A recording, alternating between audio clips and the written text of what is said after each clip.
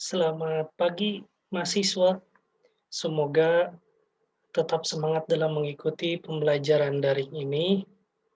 Jadi materinya diikuti. Selain itu, video-video pembelajaran yang telah disiapkan dilihat juga dengan saksama dan tak lupa kuis beserta tugasnya dilakukan dengan sebaik mungkin. Semoga walaupun kita pembelajaran dilaksanakan secara daring, tetapi hasilnya tetap memuaskan. Mata kuliah Bahasa Indonesia ini diampu oleh tim dosen Bahasa Indonesia, yaitu Bu Neneng Yanti dan saya sendiri, Imam Ahmad. Hari ini kita akan membahas mengenai kesalahan umum dalam bahasa Indonesia. Kesalahan umum dalam pemakaian bahasa Indonesia yang terjadi dalam kehidupan sehari-hari. Tapi sebelumnya kita lihat dulu latar belakangnya.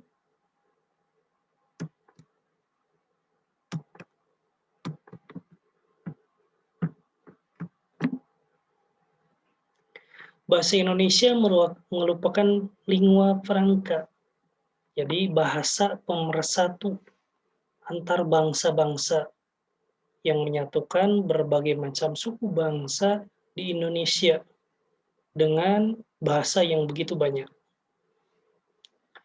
Apabila kita lihat, poin tentang bahasa Indonesia itu tertuang dalam Sumpah Pemuda poin ketiga, yaitu kami putra dan putri Indonesia menjunjung bahasa persatuan, bahasa Indonesia. Jadi bahasa Indonesia itu di sini berfungsi sebagai bahasa persatuan yang menyatukan berbagai macam suku bangsa dengan bahasa yang berbeda. Bahkan katanya di Indonesia sendiri banyak sekali bahasa-bahasa, lebih dari 700 bahasa. Dan itu bisa bersatu dengan adanya bahasa Indonesia sebagai pemersatunya.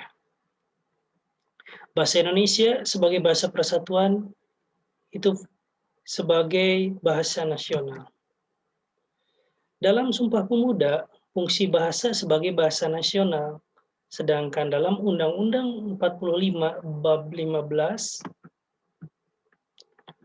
Pasal 36 sebagai bahasa negara. Bisa kita lihat salindianya.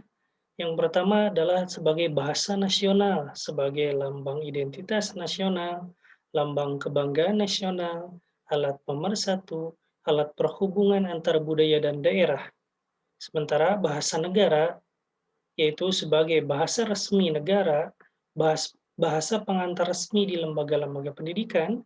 Nah, seperti sekarang kita melaksanakan kuliah, tentu harus menggunakan bahasa Indonesia yang baik dan benar. Yang ketiga yaitu bahasa resmi dalam perhubungan tingkat nasional untuk kepentingan perencanaan dan pelaksanaan pembangunan serta pemerintahan.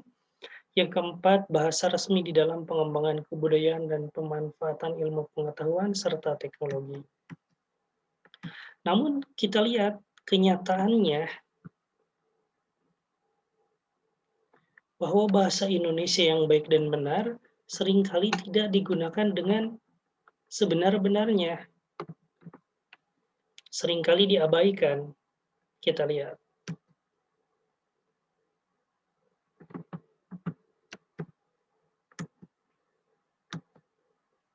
Nah, ini kita lihat ada penulisan yang tidak menerapkan ejaan yang baik gitu ya. Jadi penulisannya asal-asalan, membuktikan bahwa masyarakat kita memang dalam hal penulisan saja yang sifatnya penulisan ejaan itu tidak tidak baik ya, masih banyak kesalahan. Kita lihat, nah masih ada yang salah kan menulis seperti ini. Yang kedua juga kita lihat ada mohon maaf tidak parkir motor di sepanjang trotoar. Maafnya itu memakai tanda petik satu di atas, apostrof. Padahal di dalam bahasa Indonesia tidak mengenal apostrof. Jadi tidak perlu memakai apostrof dalam kata maaf, Jumat, doa, itu tidak perlu. Dan itu tanda serunya juga banyak ya, padahal satu tanda seru saja cukup. Selanjutnya kita lihat ada contoh, ini salah satu contoh spanduk ya, grid cell. Sampai dengan itu S titik D titik 50% hanya 3 hari semua store. Nah, ini penulisannya dicampur-campur semua bahasa Indonesia, sedangkan store itu bahasa Inggris. Ya tadi masih ada, yaitu penggunaan tanda hubung ya, sampai itu tidak perlu memakai spasi. Ini masih ada juga kesalahan-kesalahan seperti penulisan ijazah ya, dokumen dot. Nah, itu salah juga ya. Atau mari kita lihat contoh lain. Mohon dijaga barang bawaan Anda. Ini apa ada tanda bacanya? Kita lihat dahulu. Kami tidak bertanggung jawab atas kehilangan dan kerusakan. Terima kasih Anda tidak membawa, harusnya membawa ya, makanan atau minuman dari luar. Penggunaan atau garis miring tersebut tidak perlu memakai spasi ya. Jadi tetap berdempetan seharusnya. Nah, itu tadi masih hal-hal yang umum. Mari kita ke hal yang lebih kronis nih. Jadi penerapannya digunakan oleh orang yang notabene berpendidikan tetapi tetap banyak kesalahan. Kita lihat, perhatikan dengan saksama. Apa nih kesalahannya kira-kira nih? Nah, kita lihat nyonya itu disingkat titik kapital atau tidak, kapital semua karena di sini ditulisnya juga memang kapital semua. Jadi kalau memang kapital semua tidak masalah, tetapi kalau hanya awalnya saja berarti N-nya kapital, Y-nya itu kecil. A-nya kapital, R, J, A, N, T, I-nya kecil. Tetapi ini semuanya kapital berarti tidak masalah. Nyonya titik betul karena nyonyanya disingkat sehingga memakai titik. Arjanti titik S. Nah, ini kenapa titiknya ada titik Arjanti padahal Arjantinya itu tidak disingkat, yang disingkat itu S-nya. Nah, seharusnya S titik, jadi titiknya berada di depan S. Selanjutnya ada penulisan yang tidak baku nih, praktek. Praktek atau praktik? Praktik ya, karena kegiatannya pun namanya praktikum. Tiap hari kerja, kecuali minggu libur. Nah, ini masih bisa dibetulkan. Kita lihat contoh lain yaitu cash credit. Nah, apa yang salah coba? Cash itu bahasa mana? Bahasa Inggris. Kreditnya itu sudah pakai K, itu sudah bahasa Indonesia. Nah, harusnya cash itu bahasa Inggris, kalau mau bahasa Inggris dua-duanya saja bahasa Inggris. Pakai C juga, tapi kalau mau bahasa Indonesia, jangan pakai cash, tapi pakai tunai. Nah, ini kita lihat, dijual tanpa perantara. Nah, apa yang kesalahannya nih? Yang bawah juga. Dijual. Dijual itu dipisah, digabung. Harusnya digabung. Karena jualnya itu kata kerja, bukan kata yang menunjukkan tempat. Jadi kalau dijual itu harusnya digabung. Nah, nanti kita akan belajar lebih jauh setelah materi ejaan itu ada tentang kata ya, kata depan. Kita akan belajar yang dipisah dengan yang digabung. Ini dijual ini digabung, disatukan tanpa spasi karena kata kerja. Untuk pembelian setiap underwear itu istilah asing itu cetak miring tidak dapat ditukar. Nah, ditukar juga digabung sama karena kata kerja tidak menunjukkan tempat. Atau dikembalikan juga digabung karena kata kerja. Baterai bisa diganti, nah diganti juga digabung karena kata kerja. Apa sih perbedaannya yang digabung dengan yang dipisah memakai spasi? Kalau yang digabung itu, kalau yang digabung itu menunjukkan kata kerja. Jadi dijual, ditukar, dikembalikan, diganti, itu digabung penulisannya. Kalau yang dipisah, itu menunjukkan tempat, misalnya di sekolah, di kampus, di rumah sakit, dan lain-lain. Itu dipisah. Nanti kita akan pelajari lebih lanjut di materi kelas kata. Nah, ini penulisan kalimat ya. Kita lihat ini masuk akal atau tidak sih. Sedangkan ini adalah kalimat-kalimat yang biasanya dipakai oleh kita. Bagi mahasiswa yang membawa HP, harap dimatikan dan dimasukkan ke dalam tas. Anda paham kalimatnya? Tapi kita lihat, kita teliti ya. Bagi mahasiswa yang membawa HP, harap dimatikan dan dimasukkan ke dalam tas. Kita lihat. Berarti yang dimatikan dan dimasukkan ke dalam tas itu apa atau siapa? Bagi mahasiswa yang membawa HP, itu subjeknya harap dimatikan dan dimasukkan ke dalam tas. Berarti di sini artinya mahasiswanya yang dimatikan dan dimasukkan ke tas, bukan HP-nya. Nah, seharusnya bagaimana perbaikannya? Gini saja langsung. HP yang dibawa, HP langsung ke HP saja. HP yang dibawa harap dimatikan dan dimasukkan ke dalam tas. Yang kedua, mayat wanita yang ditemukan itu sebelumnya sering terlihat mondar-mandir di sekitar kompleks tersebut. Nah, kita lihat apa yang tidak masuk akal. Ya, yang tidak masuk akal yaitu mayat wanita yang ditemukan itu sebelumnya sering terlihat mondar-mandir. Berarti yang mondar-mandir apa? Mayat, bukan wanita tersebut. Ya, perbaikannya bisa misalnya seperti ini. Wanita yang ditemukan menjadi mayat itu sebelumnya sering terlihat mondar-mandir. Nah, bisa misalnya seperti itu. Tidak mayat wanita.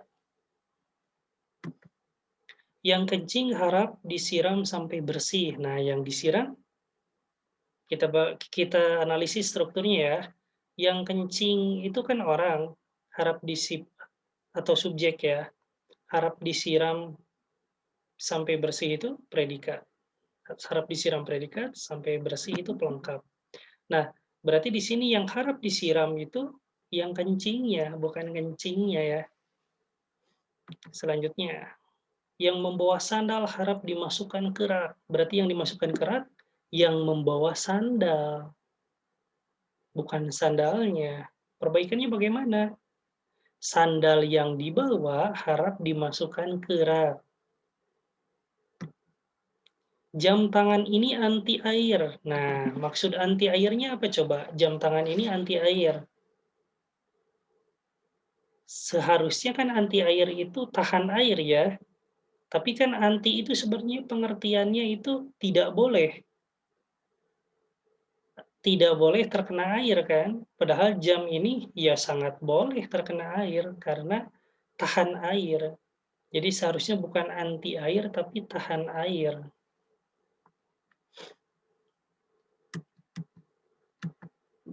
Nah, sedih ya. Tetapi jangan sedih dulu katanya. Ayo mulai pelajari kaidah bahasa Indonesia yang baik dan benar, lantas gunakanlah dengan bangga. Jadi kita harus bangga menggunakan bahasa Indonesia yang baik dan benar itu. Kalau anggapan kita sebelumnya berbahasa Indonesia yang baik dan benar itu, berbahasa baku itu kaku kan? Tapi padahal ketika kita berbahasa Indonesia yang baik dan benar, dengan bahasa yang baku itu sebenarnya tidak kaku. Kalau kaku itu sebenarnya lebih ke pembawaan saja, karena kita bisa juga berbahasa daerah atau berbahasa yang lainnya, bahasa selengean, tetapi tetap kaku. Jadi kaku atau tidak kaku itu tidak bergantung terhadap bahasa yang digunakan, tetapi pembawaan kita saja yang memang kaku. Atau misalnya yang disebut kaku itu ketika kita menggunakan kata bapak, kakak, nenek. Karena itu kita salah-salah dalam kata bapak, K di ujungnya itu tidak tebal, tipis saja, bapak. Nah, ujungnya ada penekanan. Kakek, ujungnya ada penekanan. Nenek, ujungnya ada penekanan. Jadi, tadi ujung itu sebagai penekanan saja, tidak tebal seperti K yang aslinya. Nah, itu ada sejarahnya, nanti ada sejarahnya di sejarah ejaan. Nanti kita akan pelajari di pertemuan selanjutnya. Mengapa bapak, kakek, nenek itu ujungnya tidak tebal. Nah, itu pun yang menyebabkan kita seringkali menyatakan bahwa bahasa Indonesia yang baku itu kaku. Tidak, kaku itu bukan bahasanya, tetapi pembawaan kitanya saja. Nah, terus gunakan agar terbiasa. Jadi, kalau kita terus gunakan, akhirnya kita pun terbiasa menggunakan bahasa Indonesia yang baik dan benar. Ya minimal di kampus ketika berdiskusi, ketika mengikuti perkuliahan. Jadi usahakan ketika mengikuti perkuliahan menggunakan bahasa Indonesia yang baik dan benar. Jadi jangan sampai ketika di kelas itu kita berbahasa daerah dan kasar. Jadi mendominasi ya, menggunakan bahasa daerahnya. Boleh sesekali gunakan bahasa daerah, tapi lebih baik gunakan bahasa Indonesia yang baik dan benar. Nah, dan tentu lakukan dengan cinta gitu ya. Aku cinta bahasa Indonesia, tidak cinta bahasa alay. Nah, ada sedikit latihan nih. Coba perhatikan ya. Hussein SPD. Nah, SPD-nya itu kepanjangan dari betul, Sarjana Pendidikan. DDSH. SH-nya itu kepanjangan dari salah, Surede Hadi, bukan sarjana hukum. Kenapa? Karena kalau sarjana hukum itu memakai koma, DD, S titik, H titik. Jadi sesudah nama ada koma itu menandakan bahwa itu gelar, bukan singkatan nama. Kalau yang atas tadi DDSH itu Surede Hadi. Tapi kalau DD sarjana hukum, DD, S titik, H titik. Nah, menarik ya belajar bahasa itu, belajar bahasa Indonesia itu, karena koma titik pun diperhatikan gitu ya. Yang baku itu apotek atau apotik? Apotek ya, karena orangnya juga disebut sebagai apoteker. Kita lihat nih ada latihan baku dan tak baku. Ini latihan singkat saja di dalam video pembelajaran, nanti akan dilanjutkan di kuis ya. Praktik atau praktek? Praktik ya. Apotik atau apotek tadi? Apotek. Abjad atau abjad? Abjad ya. Akhlak atau akhlak? Akhlak. Ambulans pakai S atau tidak?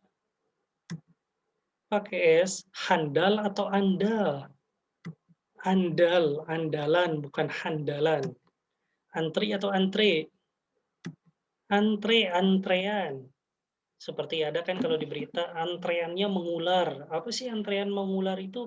Antreannya panjang, sampai ke belakang gitu ya. Mengular. Mengular itu seperti ular. Nah, itu kalau diteliti dalam bahasa juga, antreannya mengular. Mengular itu disebut verba verba yang menjadi nomina. Verba itu kata kerja dan berubah menjadi nomina, berubah menjadi kata benda. Mengular ya, seperti ular. Atlet atau atlet? Atlet ya. Azan atau azan? Azan tidak perlu memakai D, bisa tuh bus. Bus. Jadi yang baku itu bus. Karena memang ini salah satu yang disebut sebagai onomatope. Apa itu onomatope? Penamaan suatu benda yang dihasilkan dari suaranya. Jadi ada benda yang besar, mobil besar, lalu suaranya bus. Akhirnya dinamakan bus. Kalau orang luar itu cenderung mendengarnya bass, sehingga namanya bass. Seperti itu. Itu onomatope disebutnya. Salat atau sholat? Salat. Konkret atau konkret? Konkret. Zaman, nah ini yang sering salah. Jamanu. Pakai Z ya, yang benar itu. Zamanu. Atau misalnya ada kesalahan itu ketika di lagu ya. Ini lagu apa The Massive ya. Kan lagu itu berarti ini sudah dibuat, sudah diedit juga sebelum diterbitkan itu ya. Diedit, diterbitkan, dijadikan album atau single lagu ya. Nah, berarti sudah masuk tahap koreksi kebahasaan ya, tapi ternyata masih ada yang salah ya, seperti lagu ini. Nah, kita lihat ya, kau membuatku berantakan, berarti maknanya negatif ya. Kau membuatku tak karuan, berarti maknanya negatif juga. Kau membuatku tak berdaya, berarti maknanya negatif juga. Kau menolakku, acuhkan diriku. Nah, kau menolakku negatif, acuhkan diriku. Nah, acuhnya ditandai merah. Kita lihat, menurut KBBI, acuh itu berarti peduli, hirau, ingat, indah hisab. Peduli dan hirau. Acuh itu artinya peduli. Berarti kalau kita ganti acuh dengan peduli, kau menolakku, pedulikan diriku. Nah, tidak masuk akal kan? Kau menolakku, pedulikan diriku. Berarti tidak masuk akal. Nah, salah berarti. Harusnya bukan acuh. Apa lawan acuh? Tak acuh. Makanya ada kata acuh, tak acuh. Peduli, tak peduli. Nah, tak acuh itu dua kata. Tapi yang satu katanya apa? Abai. Kau menolakku, abaikan diriku. Nah, itu harusnya. Silahkan dikirim email tim demasifnya biar diperbaiki. Nah, ini ada juga anak itu diam tak bergeming. Ada kalimat seperti itu ya. Nah, kita lihat bergeming itu apa sih? Menurut KBBI, bergeming itu tidak bergerak sedikit pun atau diam. Diam ya, bergeming itu artinya diam. Kita ganti bergeming dengan kata diam. Anak itu diam tak diam. Wah, katanya diam, tapi tak diam. Tak diam itu bergerak kan? Anak itu diam bergerak. Nah, tidak masuk akal. Harusnya anak itu diam bergeming. Jadi bergeming itu udah diam, gitu ya. Nah, sampai sini itu penjelasan singkat mengenai bahasa Indonesia, penggunaan bahasa Indonesia di masyarakat yang masih banyak kesalahan-kesalahan umum terjadi. Hal ini bisa sedikit menjawab mengapa perlu belajar bahasa Indonesia di tingkat awal ini gitu ya. Karena memang penggunaannya masih banyak salah, baik itu dari penggunaan bahasa atau bahkan dalam penulisan yang nanti kita akan lebih konsen juga ke penulisan nih di semester 1 di mata kuliah Bahasa Indonesia ini. Karena memang nanti ketika menjalani perkuliahan ini akan banyak tugas-tugas makalah dan tugas-tugas mengenai yang berkaitan dengan penulisan. Dari itu, penulisan bahasa Indonesia yang baik dan benar itu harus terkuasai. Segitu barangkali sedikit penjelasan dari saya, Imam Ahmad. Kurang lebihnya mohon maaf. Nanti bisa dilanjutkan dengan kuis atau tugas yang tersedia di LMS ya. Terima kasih. Wassalamualaikum warahmatullahi wabarakatuh.